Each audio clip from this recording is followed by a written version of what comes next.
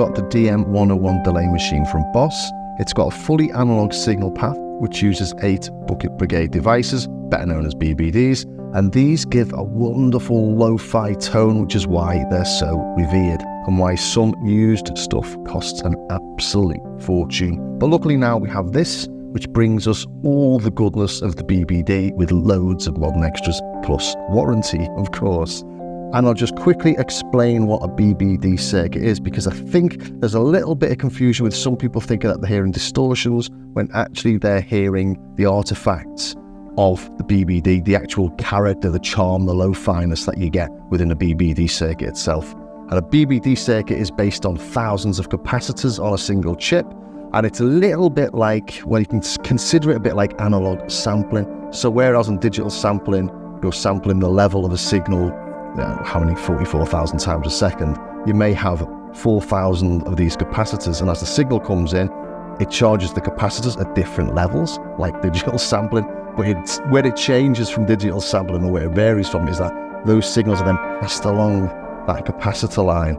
With each passing from one to the next, you're degrading the signal a little bit more. And of course, you've got a clock in there telling it at what rate to do these things, and the number of capacitors determines the maximum sample length, all this sort of stuff. But in that circuitry, you have anti-aliasing filters. I said it was a little bit like digital sampling, didn't I? So anti-aliasing filters, low pass filters, all this sort of stuff, and the clock results in lots of weird little bits of noise. So if I play this, okay, let's just have a single sample, and let's play this high up because you can hear it much more obviously when it's high up. Putting it onto classic mode then, you can hear those signals in there.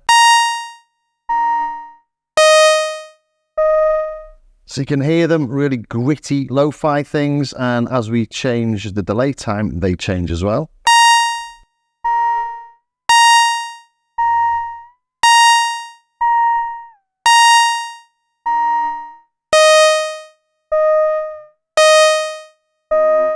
And that to me is part of the charm of a BBD. It's not distortion, it's not wrong, but I do think people think it's got something to do with the line levels, that you haven't got a guitar line and a line in, and it's not. I've tried this, I've tested it out in Logic with different levels coming in from my SH-101, and as you drop the levels, you still get the same artifacts. I can just show you that here maybe by dropping the level of this one. Notice it's different there than it was before. It's not digital list, so things do change. So reducing the signal coming into this,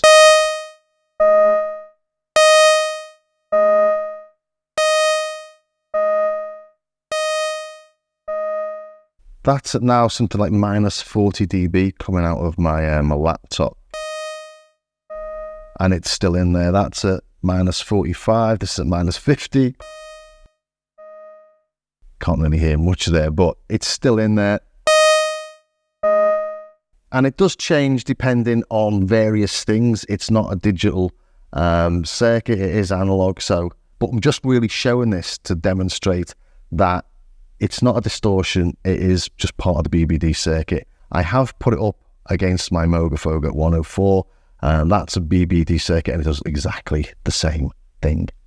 And the Dm101 has got MIDI control of all those analog circuits, which means we can have 12 different modes as well as MIDI control. Here's me live recording tweaks in Logic.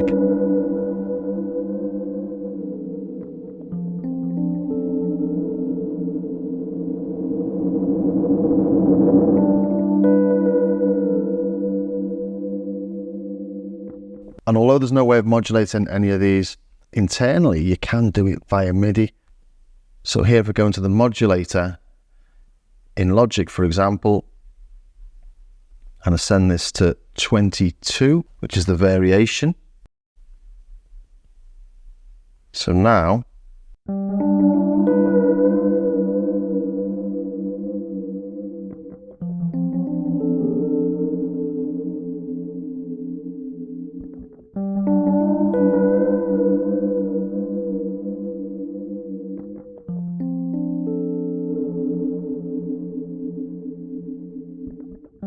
although it's only got 4 memory locations on the front panel, we've actually got up to 127 internally that you can access via MIDI. So memory locations 5 to 127 are accessed via patch changes in your DAW, and just holding memory down for a couple of seconds saves to whichever memory location you're playing with at that time.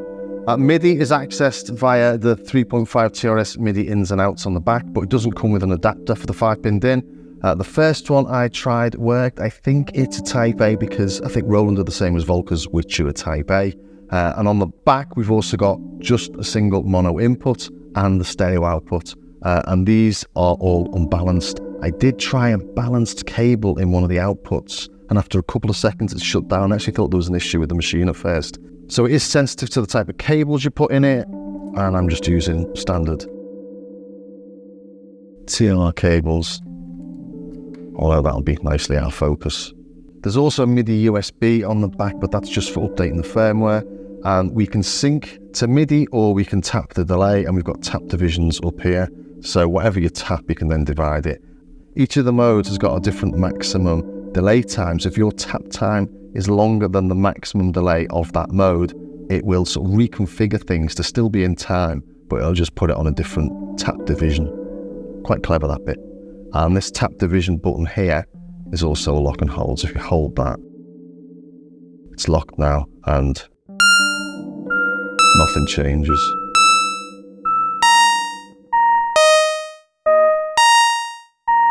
Which is very useful. Let's undo that because that'll confuse me later.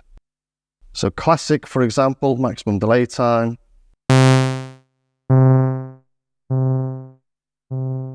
Modern is a little bit less than that. And vintage is less than that. And you can hear differences in all those tones. Oh, and the other thing to notice is that it waits a second or two to reconfigure itself before it'll change to the next one. The next mode. So if I go to classic now, oh, it's done it. But it's not that long to wait, but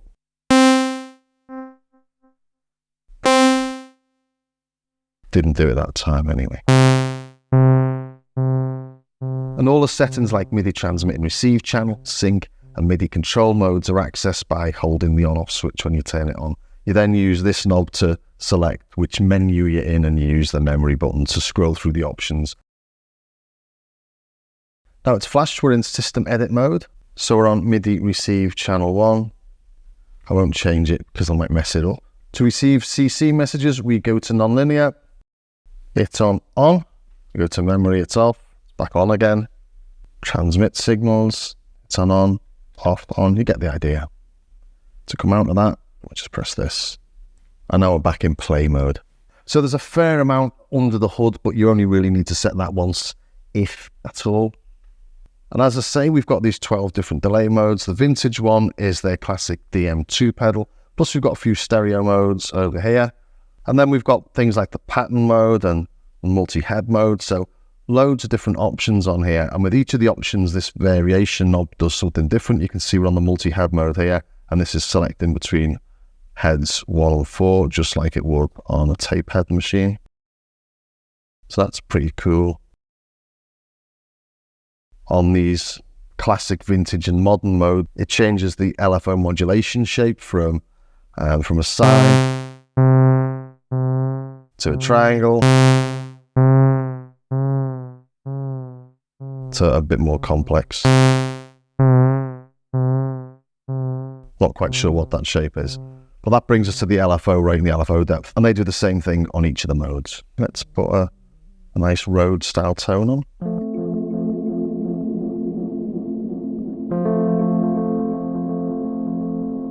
Add a bit of modulation.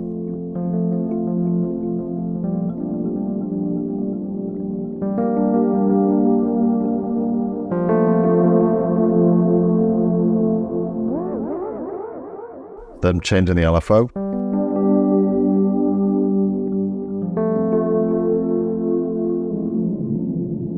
But you get really nice sort of chorusy effects from it.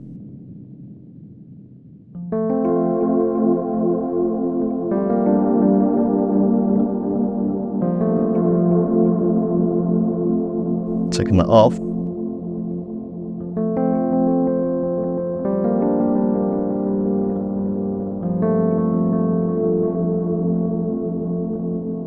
gorgeous to completely mental things.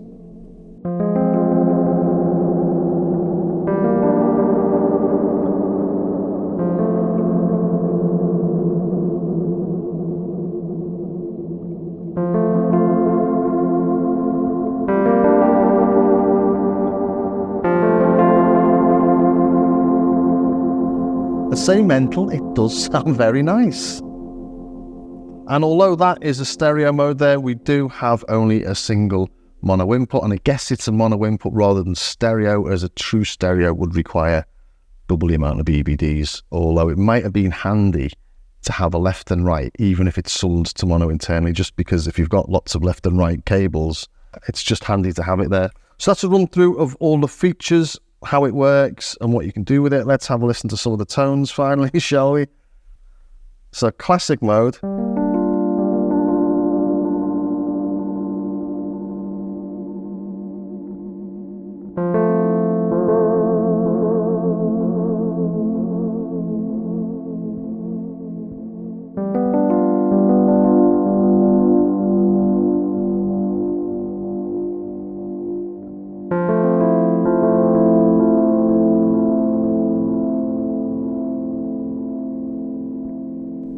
Beautiful, isn't it? You can hear some crunchiness happening, but again, that's not distortion. That's just all that stuff I was showing earlier.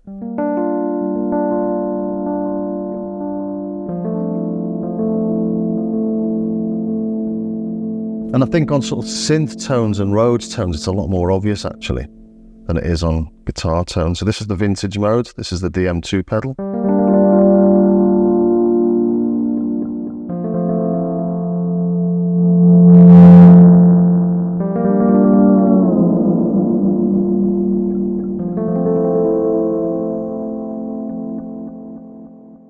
Real charm to it, hasn't it? I love that. As I took the keys off, it sort of almost sounded like you could hear me taking the pedal off the keyboard, and I'm not using the pedal.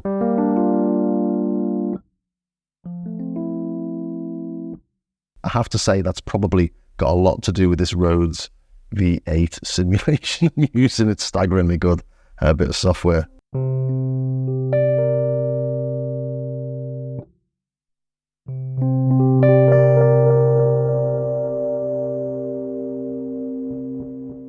And then modern. So this is like the vintage and the classic. It's quite a simple one, but it's a little bit brighter.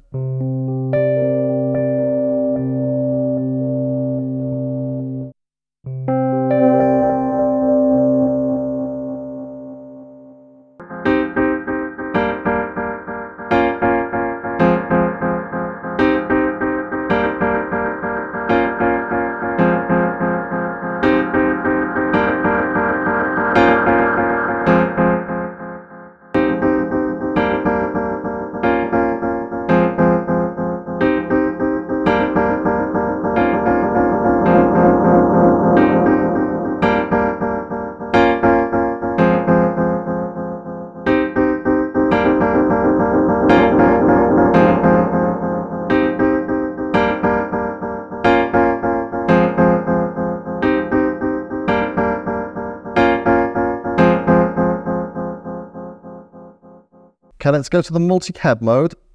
And I have done a full demo of this alongside the RE202 Space Echo. If you want to check that, I'll put a link in the description. But effectively, it uses the same sort of technique with the heads, although obviously it's not actually an emulation of tape. So we change this to 2 and 3, for example.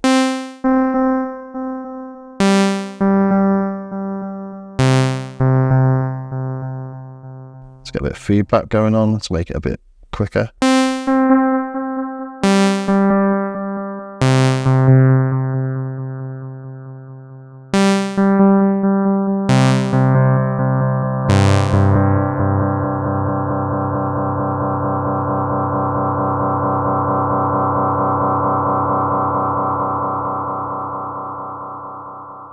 So it's got a really nice tone to it, but it's not an exacting emulation of a Space Echo.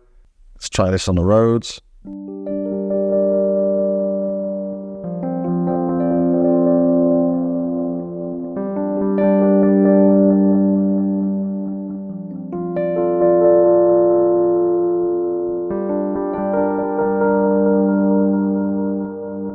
got a lovely tone that I really like it, and I know it doesn't sound as good as the 202 as a Space Echo, but it's still really nice.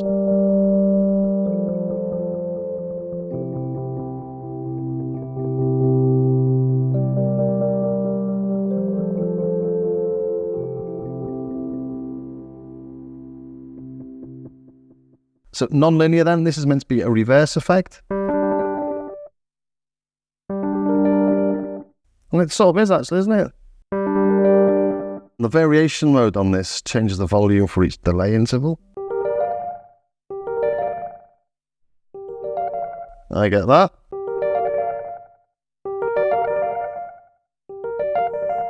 So it's spreading them out.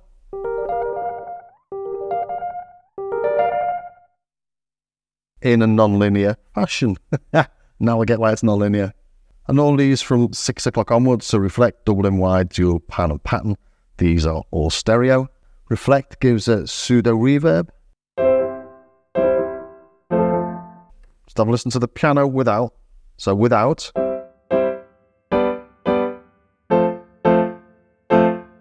With.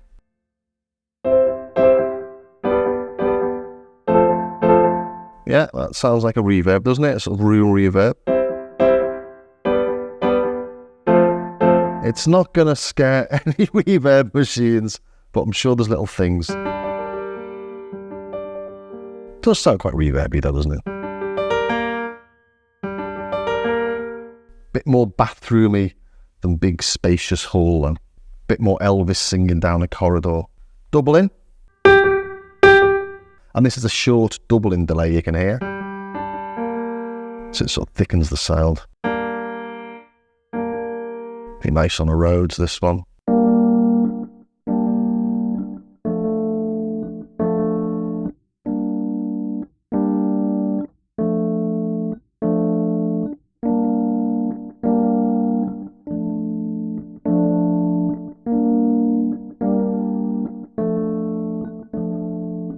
And you can hear the variation knobs changing the doubling time there.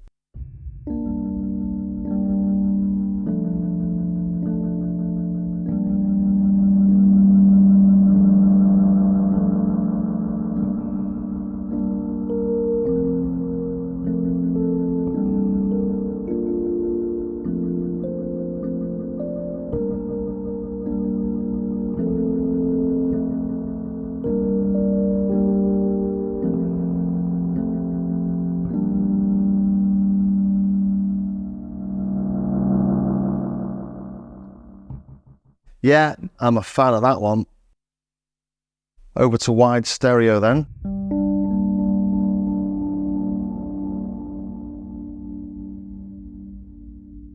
The variation knobs adjusting the timing between the two outputs to give it a much wider feel.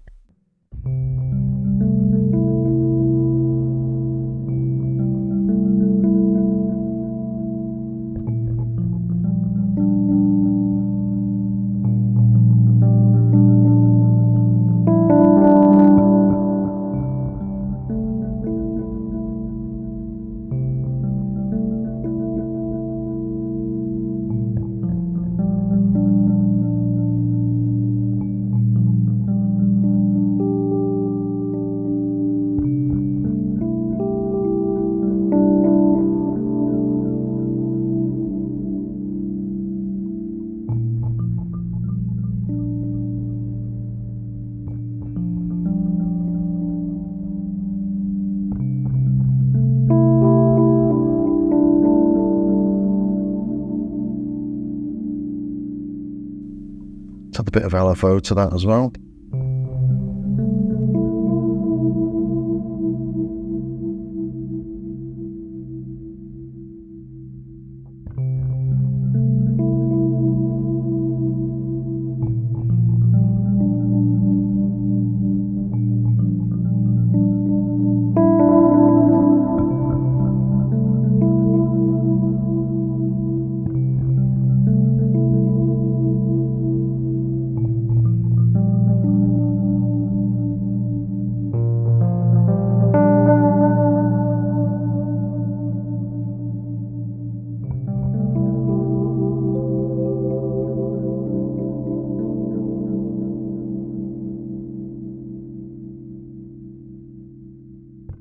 Yeah, really, really nice. They do lend themselves to that Rhodes sound, don't they?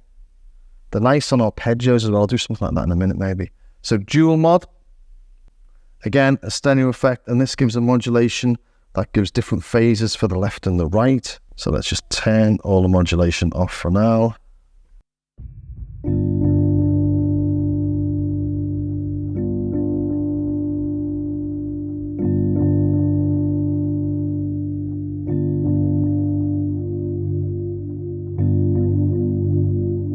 Oh, that's nice, isn't it? Clever.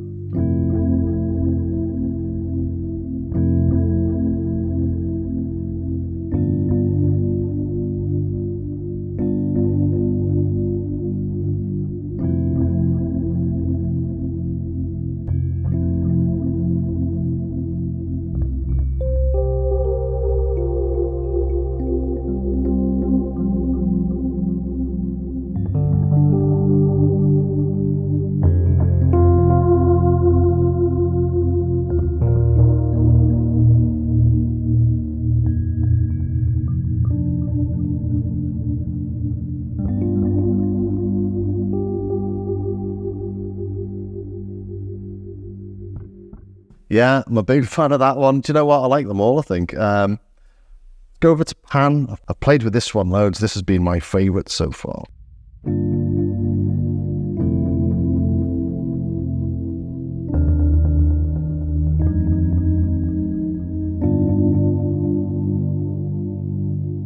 And with this, we get different timings for the left and the right, and this adjusts the difference between those timings.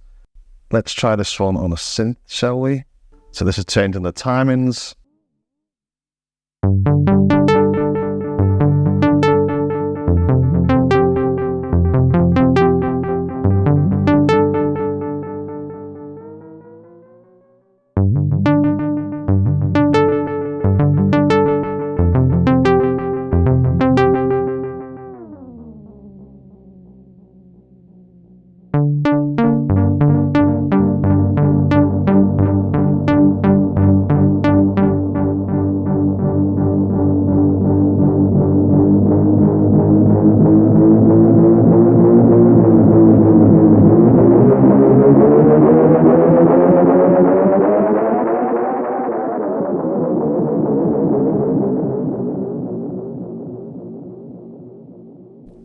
Yeah, beautiful. The tone of this is absolutely spectacular. I think I really, really like it. Don't know if you can tell. And then pattern, again, another stereo one, and this gives us different patterns as you might expect. Let's take the modulation off.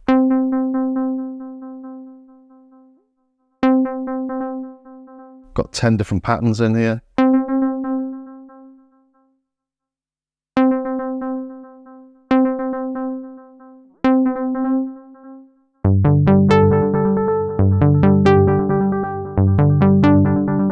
Yeah, useful. A little bit of modulation on those, see what we get. What you'd expect, I suppose. So I think we've been around them all. So yeah, loads of different textures, loads of different tones you can get from that. They all work best in different scenarios, I think, and nice little subtle differences between the classic, the vintage, and the modern. So if you're into your delays, this is massively worth checking out. I really do like this thing. And I hope you enjoyed that. I hope it came in useful, and I hope you understand a little bit more about it, having heard it with synths rather than guitars. If you did, please do think about subscribing, ring the bell, join me on Patreon for the price of an iced half-calf ristretto venti 4-pump sugar-free cinnamon dolce soy skinny latte a month. You get access to all sorts of samples and patches, or you can go to my starseedcar.com website and you can buy samples and patches, and there's loads of free stuff as well. But anything you can do to help the channel is massively appreciated. So thank you, and thank you for staying to the very end. And I will see you next time.